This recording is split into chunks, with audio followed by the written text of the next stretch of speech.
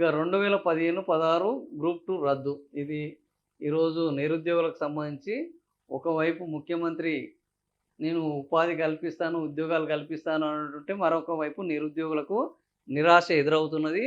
అందులో ప్రధానమైనది గ్రూప్ 2 రద్దు.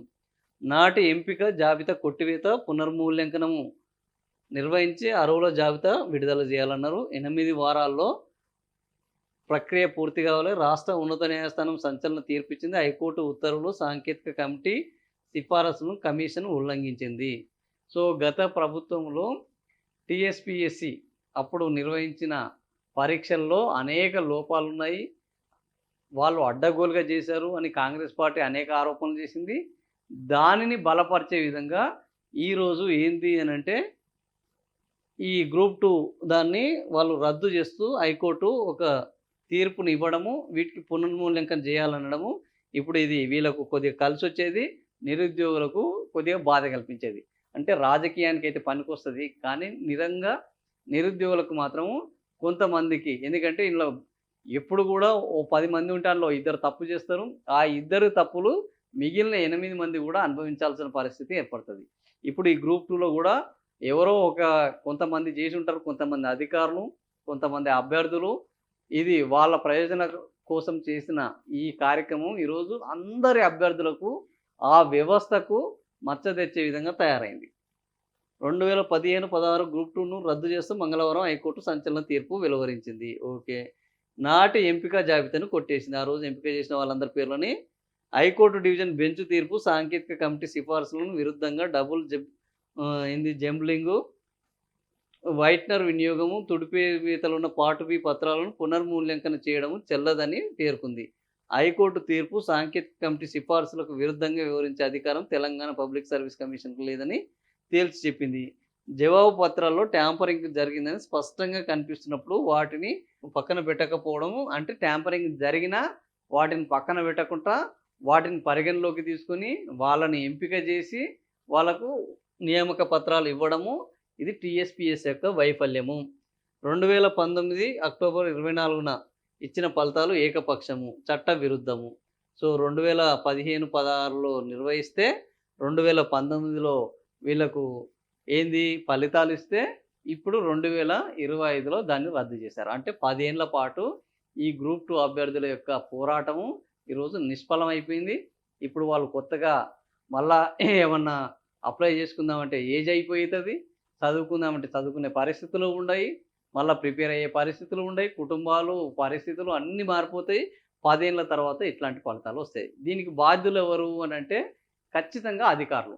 ఆ రోజు ఎవరైతే అధికారులు ఉన్నారో ఆ రోజు ఉన్న అధికారులను నిజంగా మళ్ళా భవిష్యత్తులో ఏ అధికారి కూడా ఇలాంటి తప్పు చేయొద్దు అన్న పద్ధతిలో శిక్షిస్తే ఇట్లాంటి ఈ పొరపాట్లు, ఇట్లాంటి అవినీతి, ఇట్లాంటి అక్రమాలు, అరాచకాలు కొనసాగవు.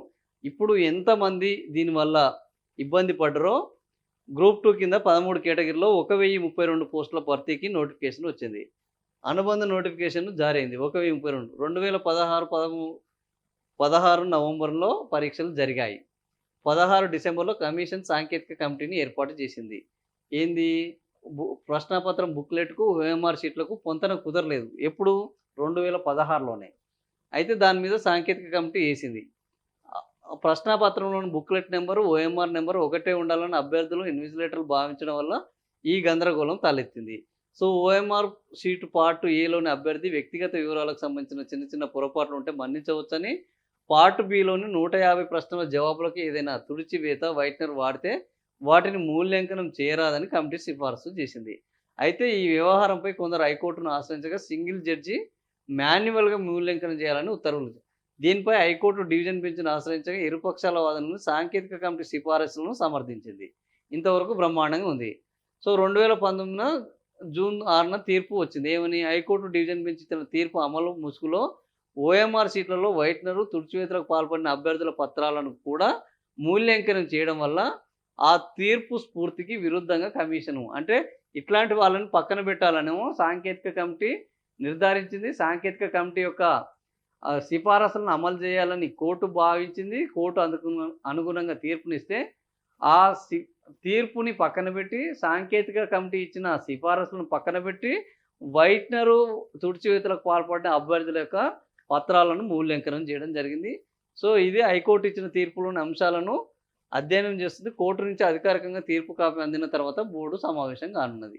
మొత్తానికి 1000 మంది జీవితాలతోటి ఈరోజు ఇక్కడ ఉన్న ఎవరు సాంకేతిక కమిటీ సిఫారసులను, హైకోర్టు తీర్పును పక్కన పెట్టి వీటిని మూల్యాంకనం చేయాలని నిర్ణయం తీసుకున్న ఎవరైతే అధికారులు ఉన్నారో, ఆ అధికారులకు అసలు భవిష్యత్తే అనేది లేకుండా చేస్తే ఈ 1000 మంది అభ్యర్థులకు న్యాయం జరుగుతుంది. ఇప్పుడు 1000 మంది అభ్యర్థులకు న్యాయం ఎట్లా జరుగుతుందంటే కేవలం పునర్మూల్యాంకనం చేయడం వల్ల కాదు. వీళ్ళు గత 10 ఏళ్లుగా పడుతున్న ట్రామాకు కారణం, మనోవేదనకు కారణమై వీళ్ళ భవిష్యత్తు రేపు ప్రశ్నార్థకం కావడానికి ఆస్కారం ఇచ్చిన ఈ అవినీతి అధికారులను ఘోరంగా శిక్షిస్తే తప్ప ఇట్లాంటి పొరపాట్లు మళ్ళా పునరావృతం కావు.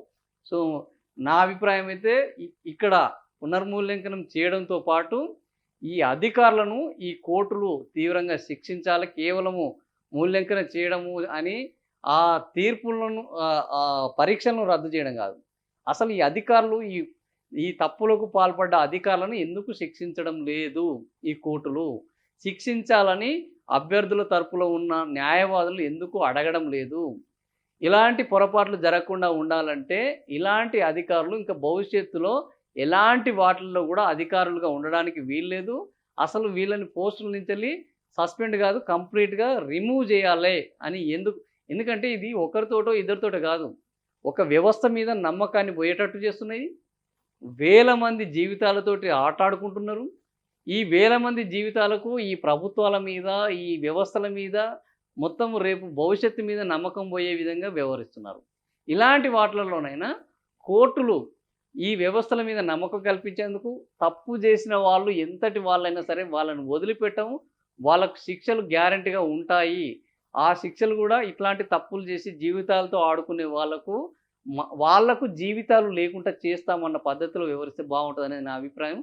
నా అభిప్రాయంతో మీరు కూడా ఏకీభవిస్తే ఖచ్చితంగా ఈ టీఎస్పీఎస్సీలో ఇంతమంది జీవితాలతో ఆడుకున్న అధికారులను, అందులో ఎవరైతే ఇన్వాల్వ్ అయి ఉన్నారో వాళ్ళందరినీ కూడా అసలు ఏంది జన జీవితంలో లేని విధంగా, ఇంకా వాళ్ళకు జీవితంలో ఇట్లాంటి పొరపాట్లు ఎవడన్నా చేయాలంటే భయపడే విధంగా శిక్షలు ఉండాలనేది నా అభిప్రాయం. మీరు కూడా నా అభిప్రాయంతో ఏకీభవిస్తే మీరు ఈ విషయాన్ని ఇంకా ముందటికి తీసుకెళ్ళండి.